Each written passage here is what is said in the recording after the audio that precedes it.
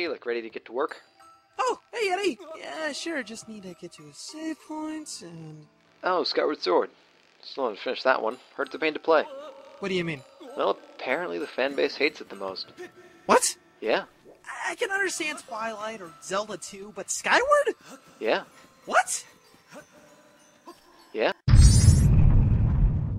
The Legend of Zelda. Possibly my favorite video game series of all time. With Kingdom Hearts constantly nipping at its heels. It's a game series that I can accept its shortcomings and still enjoy every single game in the series. Even when some of them I consider to be a few of the more weaker ones of the franchise. Looking at you, Twilight. But enough opinions that are controversial. How about an opinion that's controversial? Skyward Sword is probably one of the best Zelda games ever created. Ever. And let the flame water begin. I guess I probably should bring up some compelling argument. I guess that's the point of this video, isn't it? Huh.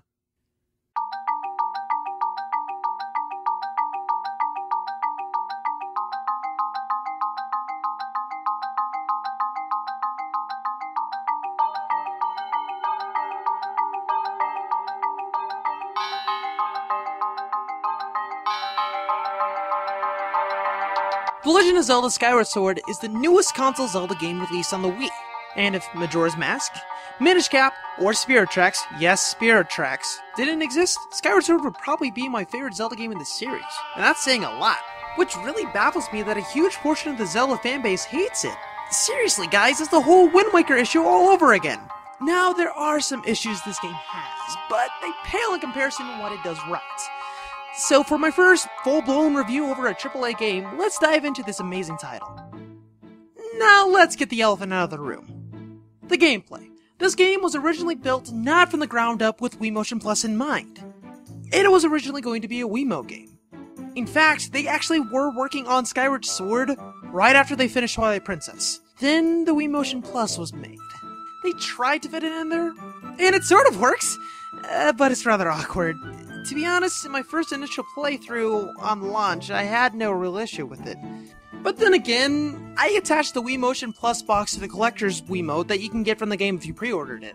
So, I don't know if that did anything, but it sure felt like it did, mainly for the added weight to the controller. It helped with making things a little more precise. But then again, that could be just me. So what am I talking about? Well, this game is almost 70% motion controls and 30% buttons. This could rather bother a lot of people. I, for one, was welcome to the change. I always wanted to feel like Link, and motion controls really sell it. For most things. Sword swings, aiming things, and rolling and throwing objects all use the motion controls, which were great. However, controlling the beetle and swimming also uses the motion controls. Why? More on the swordplay in this game. It's not one-to-one as people would have hoped. Remember how I said it wasn't built from the ground up with Wii Motion Plus in mind? Well, the swordplay is only based in 8 different directions. Which, if you don't have the added weight of Wii Motion Plus, controlling Link's sword isn't really that reliable. Seriously, don't play this game with just the Wiimote Plus. You're not gonna have a good time. One interesting thing was that they added a run button. This is a game changer. No joke. This literally changed how the game was going to be structured and stuff like that. And let me explain. The run function not only increases Link's speed, it also allows him to run up steep slopes, or run up walls so he can reach the top. Of course, you can't run all the time. You see that green bubble right there? Well, that's the stamina meter. It drains when you do a lot of straining actions, such as climbing, pushing objects, rolling, spin attacking, and of course, running. This very function added so much to the level design in the game, and how it was going to be structured to complete it. Speaking of level design, the game is split up in 2 segments. The sky, filled with places to skydive, items to collect, NPCs to chat with, and places to buy and upgrade stuff with... stuff. Oh, that was just bad. And the surface where most of the combat and dungeons take place, which that in itself is also split up into 3 areas varying in level design and aesthetics. Each of the 3 main areas are vast, grandiose landscapes full of interesting ways to get around them. It's almost like getting around the overworld is a dungeon in of itself. The dungeons are also interesting. With the new type of gameplay they added, we get unique puzzles that we've never seen before in any Zelda game, probably making them the best dungeons I've played in since Minish Cap. So you're probably wondering why I like this type of gameplay when I basically said it isn't reliable. Well, the game knows it, and still works with it. Until the end. Things get a little picky there. But dang it, if you have this new way to play a game, might as well use it to its fullest. For better or for worse. And with that, you're not left with a game that feels gimmicky. You're left with an experience that could not have been done without this object, and what it does for the gameplay. Skyward Sword's world could not have been done with a conventional control scheme, and this game is built in a way to prove that one fact. You know what else is great about this game? Well, probably the little details it has.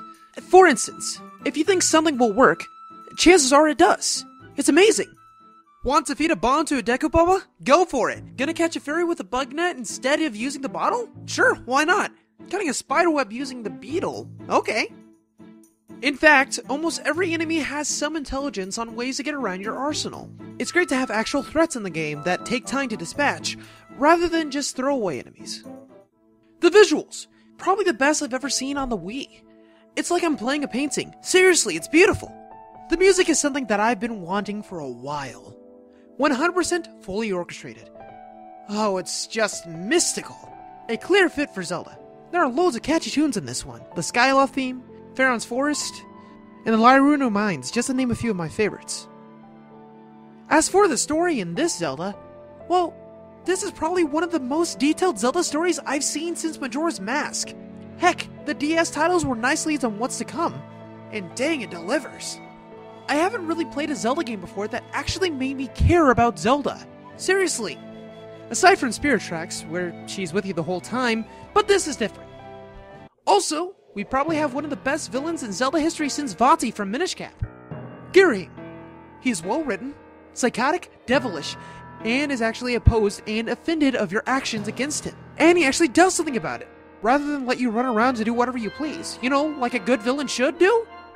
Not wait on a throne after the main character is godlike and fight them at the end? No. We get build-up. We get to fight this guy multiple times. We get to experience a true evil just ghosting up the whole way through.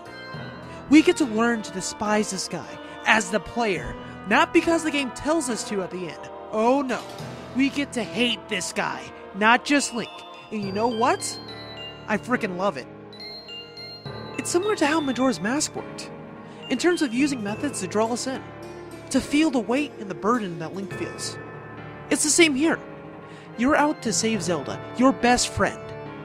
The one that Link has grown up with for many years. The whole intro, it could not have been shortened at all. It was used to build up your relationship with Zelda. It was used to meld you with Link, making you become Link. This is how great storytelling is used. Now, there are things that can totally bring you out of this. You know, a certain character, one might add.